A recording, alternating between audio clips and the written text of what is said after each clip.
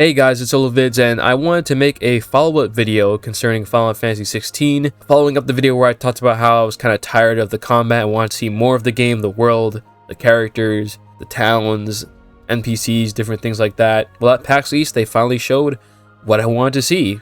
They had a kind of live showcase of the game, along with a trailer. We had Yoshi P doing it himself, playing through the game, different save points and all of that. So they showed off different parts of Valistay. I think they were in the Dalmac territory, I believe. And it was kind of a deserty area, but still looked pretty nice. It looked big. And the game, now we know, is not open world, but it seems to be like open zones, like kind of like Final Fantasy 14 or Final Fantasy 12, where it's big areas, but they are separated between different points. We saw the world map, and you can even see the different separations in the territories, which I'm okay with. I don't think everything needs to be open world. You can just have some games have different big areas. We saw also some sort of hideout, which is like your main hub, run by, of course, Sid, and looks like you can do different things like an arcade mode, just like a challenge mode. You can go through past stages, as well as just training in general. So it's like you probably practice on a dummy or something like that. Interestingly enough, it seems like this game's gonna have stages. So I think that the world will still be like a big world to explore, but once you get to certain areas and certain territories, it'll start the stage and you go through a more linear-ish area, which is more centered around the combat.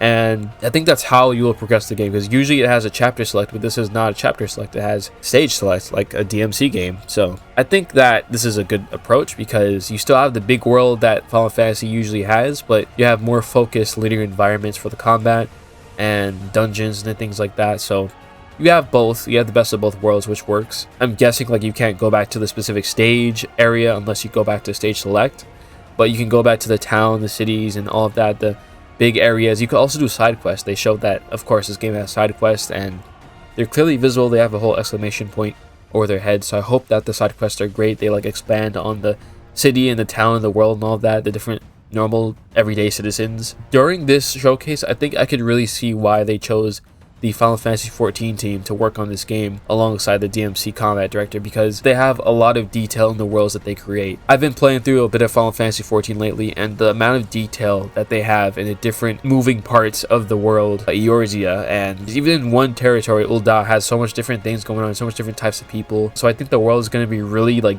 detailed and dense. And of course, it's great that it's in more of a single player game, so we're going to have more voice acting and just a better presentation overall. So I'm really excited for that. It's nice to see that they're still going in with all the JRPG things that is usually associated with Final Fantasy, because of course they're leaning in with the combat a lot in these trailers. So I wasn't sure if they just wanted to make a DMC-like game, but I was just holding my breath, waiting to see if they will show us some more stuff, and finally they did, and I'm glad about that. So environments, the world looks great. It looks like they even have like an ancient civilization that has advanced technology. They have like glowing swords and things like that, so a little bit of other flavor in there alongside the high fantasy. The Titan fights they showed also looked kind of insane against Bahamut. Like the scale of that battle seemed really big, and it seemed a lot faster paced than the fight against Garuda, which is nice. Just in general, the scale of all the environments and the battles and everything like that is great. Even in that hideout area, like I can see myself looking up at the ceiling because of how high it is.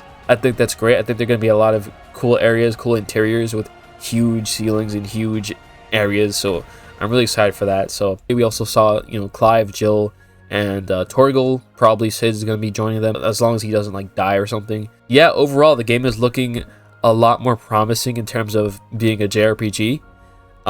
As I already said before, I really thought the combat looked really good. Not that I thought the combat was bad, but I was just tired of seeing only that, and I wanted to see more, and they finally did that. So let me know what you guys think of the PAX East footage and the trailer, and let me know if you're going to be like Yoshi P and attack Torgal, or if you're going to treat him nicely and pet him. Anyway, thank you guys for watching, and I'll be seeing you guys next time.